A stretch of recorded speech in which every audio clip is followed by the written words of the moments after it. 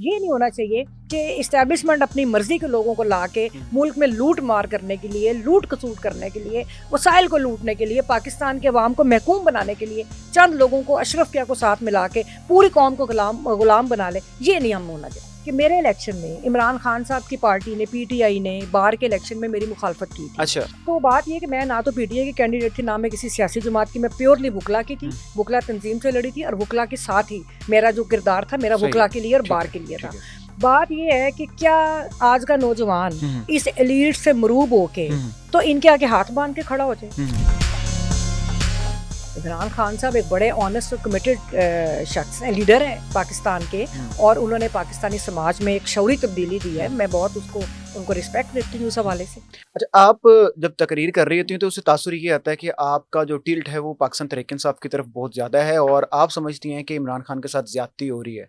तो इस हवाले से क्या कहना चाहेंगी? इमरान खान को आप क्यों सपोर्ट करती हैं और क्यों सपोर्ट करना चाहिए?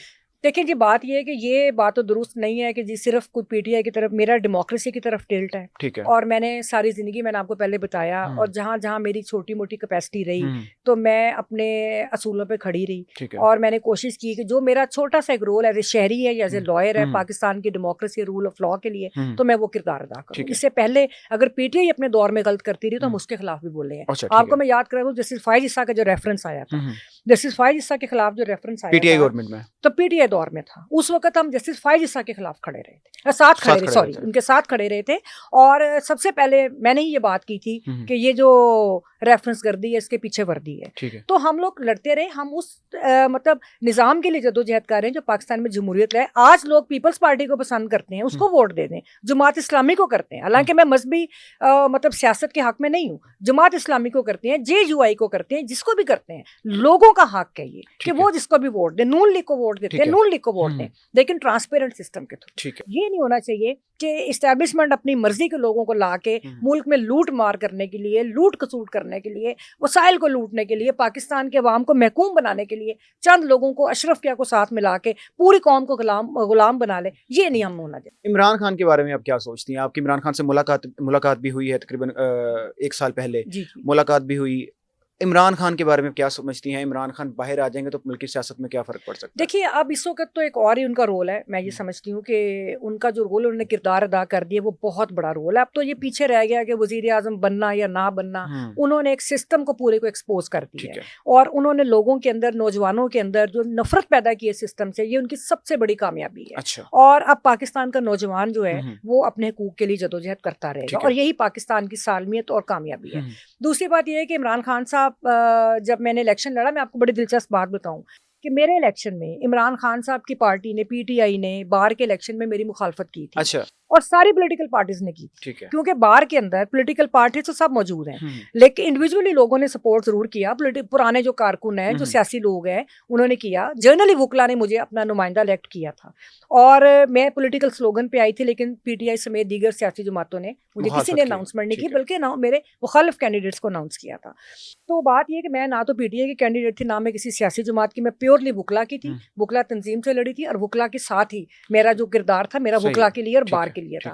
इमरान खान साहब से जब मुलाकात हुई, उन्होंने मुझे पहले किसी के थ्रू, एक हमारे लीडर्स हैं आबा ज़ुबैरी साहब, उनके थ्रू, और मकसूद भुट्टर साहब हमारे बड़े भाई हैं, उनके थ्रू मुझे पैगाम भेजा कि मैं मिलना चाहता हूं। तो मैंने कहा था जब मैं बार की ओहदेदार हूं तो मैं किसी सियासी शख्सियत से नहीं मिलूंगी। अच्छा। क्योंकि मैं समझती हूँ कि बार का जो ओहदा बहुत बड़ा ओहदा है और हमें जा जाके किसी को नहीं मिलना चाहिए। हमारा अपना बार का एक अपना एजेंडा है जो रूल ऑफ लॉ, डेमोक्रेसी का है।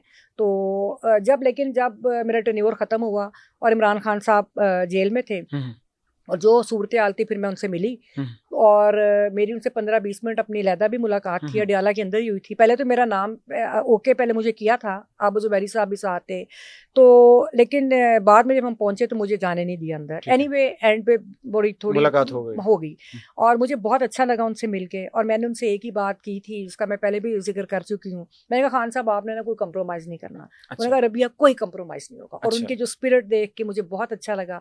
बड़े सिंपल हैं, बड़े अच्छे हैं, बड़े कमिटेड हैं अपने कॉज के साथ, बड़े दिलेर हैं। हम्म, सबसे बड़ी बात है, देखें कैसे मुकाबला कर रहे हैं, हर कुव्वत का उन्होंने मुकाबला कर दिया, हर अदारे को क्या, हर फर्द को एक्सपोज करके रख दिया। ठीक है। क्या लिबरल, क्या मजहबी, क्या सो कॉल्ड डेमोक्रेट्स, हर चीज एक्सपोज होगी। अब समझ आ गई लोगों को कौन जमहूरियत के साथ खड़ा है, कौन नहीं खड़ा।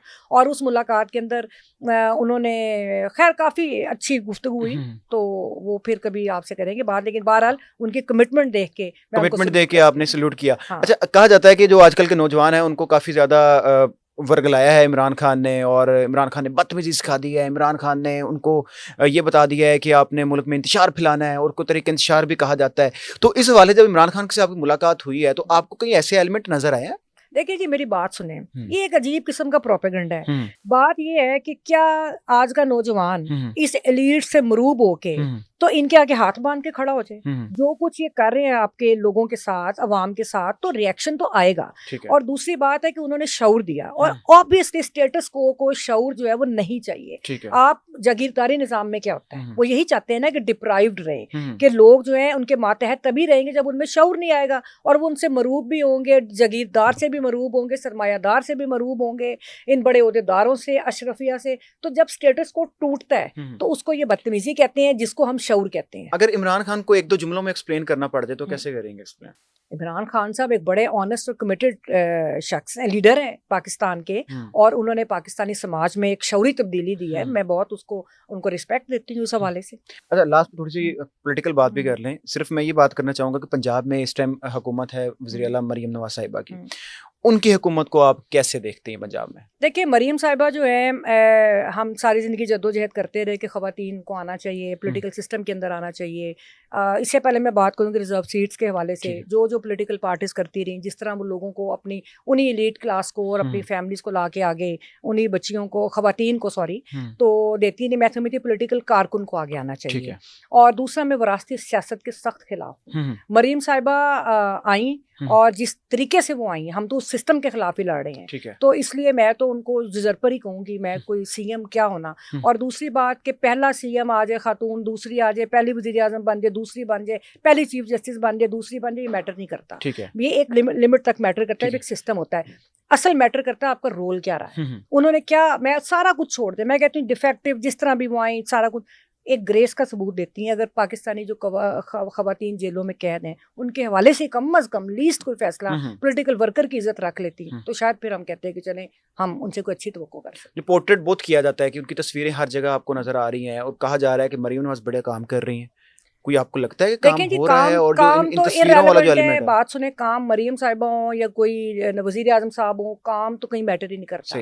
जब तक एक सिस्टम डिसऑनेस्ट सिस्टम, और जब तक आप जमहूरी रियासत के ऊपर एक अमरों के नुमाइंदे के तौर पे आएंगे, तो आपका काम कहीं पे रेलेवेंट नहीं है। और जब तक एक सिस्टम आप नहीं लोगों को देंगे, तो वो, और ये जो एक्सप्रेशन है ना, तस्वीर लगा लेना, ये आपकी कमजोरी की अलामत है। आपको पता है कि आपके पास कुछ नहीं है, ना कहने को कुछ है, ना करने को कुछ है, तो फिर तस्वीर के जरिए ये आपके अंदर का कोई कॉम्प्लेक्स तो साबित कर सकता है, लेकिन ये आपकी कारकर्दगी नहीं बताता। कारकर्दगी। बहुत शुक्रिया रबिया बाजवा साहिबा। वक्त हमारे पास कम था, लेकिन इस वक्त के अंदर बातें बहुत ज़्यादा थी करने के लिए, और पूरी एक हिस्ट्री है 2007-8 से अगर उठाना शुरू कर दे, 2025-26 आ गए, पूरा स्ट्रगल है रबिया बाजवा साहिबा की इस सिस्टम में।